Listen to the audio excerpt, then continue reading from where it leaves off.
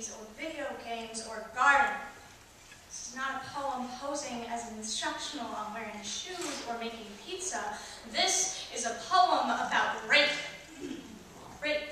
Unwanted sexual intercourse. Note, the definitions of intercourse and sexual and unwanted will vary by the victim's age and gender and race and their level of intoxication and what they were wearing and if they knew their attacker and if they were dating their attacker. However, no one ever bothers to ask about the person that decided it was their right to take away someone else's freedom in their own skin.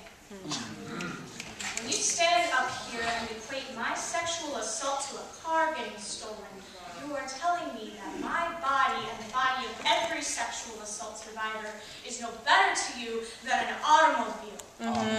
This is a message we are told daily because our culture raises little girls to understand that their bodies are not their own, that their bodies are for the taking by any man who shows them an ounce of humanity. Men that I have loved and trusted made me understand my body is not my own. Locked bedroom doors make me nervous, and that is not a metaphor.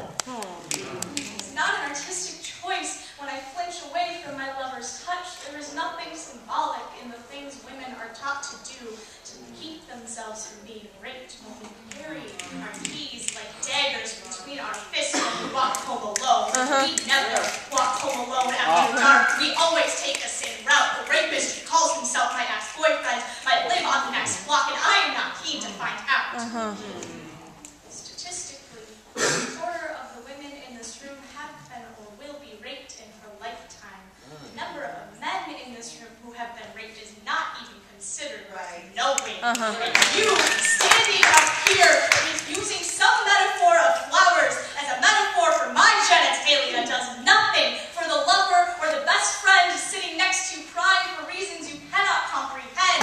Your artistic license does not prevent our drinks from being drugged, our abusive parents and lovers from forcing themselves on us, strangers on the bus following us home with knives pressed into our backs because your artistic license does not prevent us from being raped. When you stand up here and call rape something else, it sounds a lot like when he called rape something else.